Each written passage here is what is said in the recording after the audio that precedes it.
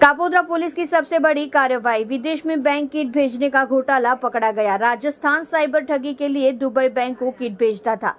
भारत में किसी बैंक में खाता खोलना और विदेश में बैठकर घटना को अंजाम देना ठगी की मोड्स ऑपरेंडी। कापोद्रा पुलिस ने 2 आरोपियों को गिरफ्तार किया। सूरत में बैंक खाता बेचकर रुपए कमाने का नया चलन। पूरा घोटाला दुबई में बैठकर संचालित होना चाहिए। अलग अलग लोगों के खाते खुलवाकर रुपए दिए गए। खाता खोलने के लिए बैंकर्स को कमीशन दिया गया। पुलिस ने दोनों आरोपियों के पास से कुछ दस्तावेज जब्त किए हैं।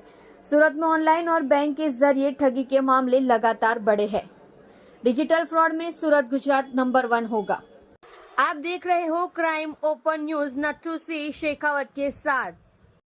મહેરબાન પોલીસ કમિશનર શ્રી સુરત શહેરનાઓએ આપેલ સૂચના અનુસંધાને ઝોન 1 વિસ્તારમાં બનતા મિલકત સંબંધી તથા સાયબર ફ્રોડના ગુનાઓ અટકાવવા સારું માર્ગદર્શન અને સૂચના આપેલ, જે અનુસંધાને કાપોદ્રા પોલીસ સ્ટેશનના પોલીસ ઇન્સ્પેક્ટર શ્રી MB અવસુરાનાઓને તેઓના સર્વેલન્સ સ્ટાફ તથા અંગત બાતમીદારોથી બાતમી હકીકત મળેલ, જે બાતમી હકીકતના આધારે કાપોદ્રા 4 રસ્તા પાસે આવેલ મંગલદીપ કોમ્પ્લેક્સમાં પાસે એક સ્કોર્પિયો ગાડી ઉભેલ, જે ગાડીમાં બેઠેલ 2 ઈસમોની પૂછપરછ કરતા અને આ 2 ઈસમો જેઓના નામ અવનીત ઠુમ્મર તેમજ આયુષ વસોયાનાઓ જણાવેલ, આ બંને ઈસમો તેઓના મળતિયાઓ દ્વારા અલગ અલગ વ્યક્તિઓના પાન કાર્ડ તેમજ આધાર કાર્ડનો ઉપયોગ કરી અલગ અલગ બેંકોમાં કરંટ તથા સેવિંગ્સ એકાઉન્ટો ખોલાવી અને આ એકાઉન્ટો સાયબર ફ્રોડ તેમજ ગેમિંગ માટે ભાડે આપી અને પોતે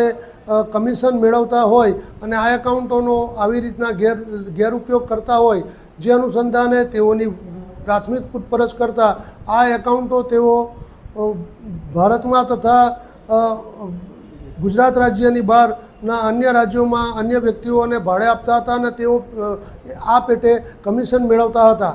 તેઓની પૂછપરછ કરતા અને તેઓની અંગઝડતી કરતા ગાડીમાંથી ઘણા બધા પ્રમાણની અંદર અલગ અલગ કંપનીના મોબાઈલના સિમ કાર્ડ, અલગ અલગ વ્યક્તિઓના બેંક એકાઉન્ટની ચેકબુક તથા passbook, PAN card, Aadhaar card, UPI barcode scanner, cash deposit કરેલી સ્લીપો, બનાવટી ફોર્મ તથા પેઢી કરારો અને કેશ કાઉન્ટર મશીન મળી કુલ કિંમત રૂપિયા 17,28,000 જેટલાનો મુદ્દામાલ કબજે કરવામાં આવેલ છે।